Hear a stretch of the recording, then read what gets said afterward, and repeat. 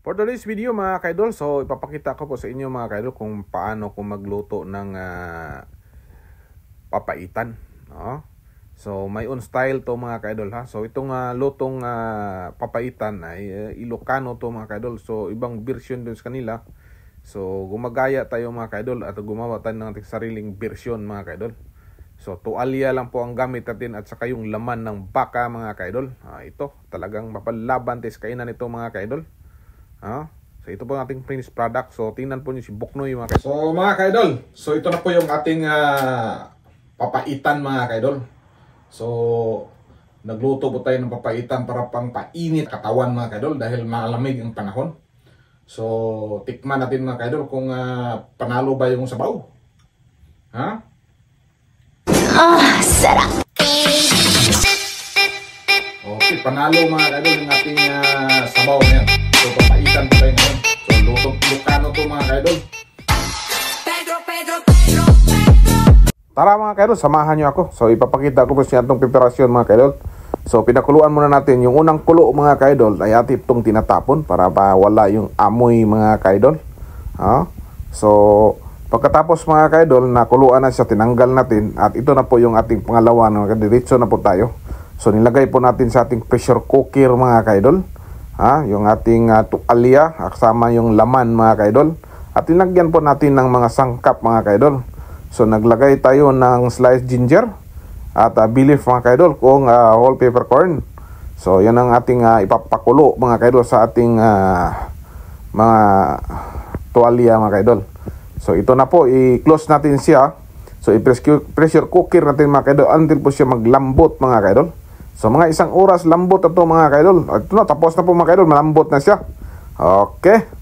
So umpisa na po tayo mga kaidol sa ating pagluluto. So naglagay tayo ng garlic mga kaidol. Isutin natin siya until light brown lang mga kaidol, nalalabas po ang kanyang aroma. So naglagay tayo ng onions mga kaidol, yung chopped onions. So isutin natin mga kaidol. Okay. So ganyan lang kasimple ang aking posiso mga kaidol. At lagay tayo ng sliced ginger. Okay, ito po balansa natin. Papanganghang mga kaidol yung ating chop ng green chili. Para mas masarap pag maanghang. Painit yung ating katawan dyan. Naglagay tayo ng chopped tomato mga kaidol. Isang piraso lang mga kaidol.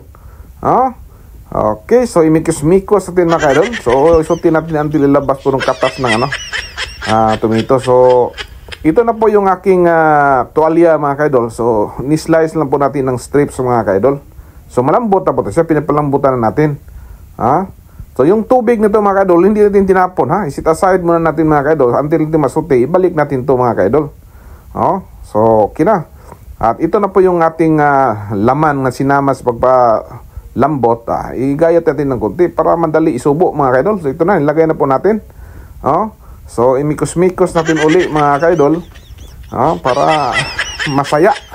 At binalik na po natin yung ating pinaglagaan mga kaidol, yung sabaw niya, para mas malasa yung ating papaitan.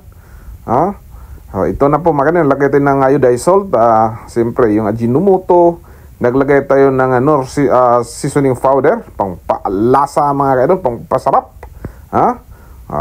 Naglagay din tayo ng sweetie powder para may color ng kunti mga kaidol, may kunting kulay ba yung ating sabaw. Pero medyo nahuli ang ating mga kaidol. At naglagay tayo ng water from Pasig River mga kaidol. Yun ang mapapasarap sa ating luto mga kaidol. Kaya kompletos na mga lasa nito mga kaidol.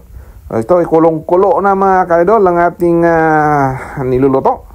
Okay, atin lang i-saute na i-stir natin mga kaidol. At naglagay tayong isang pirasong limon mga kaidol, pang paasim ng ating sabaw mga kaidol.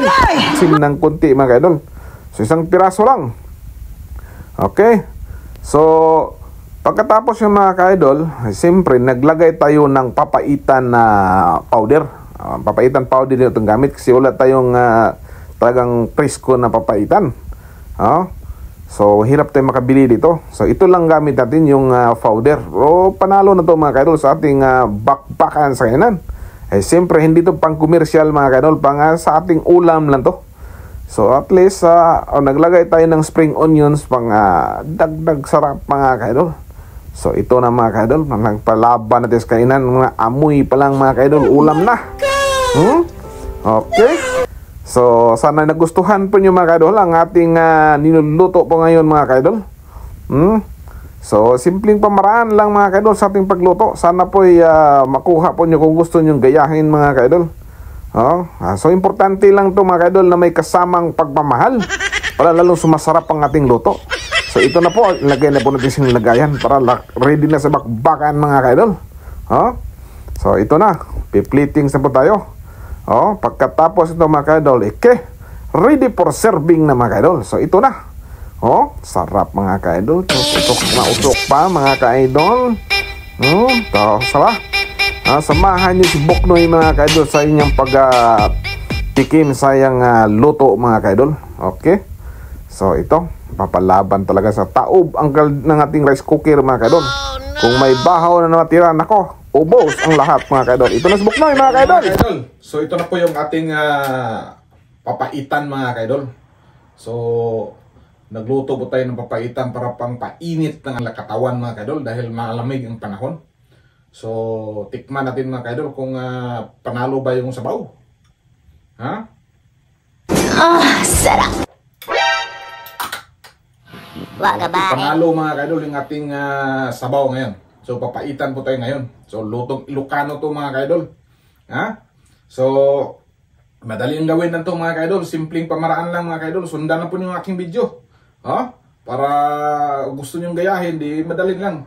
Hindi lang kompleto sarkados mga ka-idol dahil wala po tayong bituka at saka yung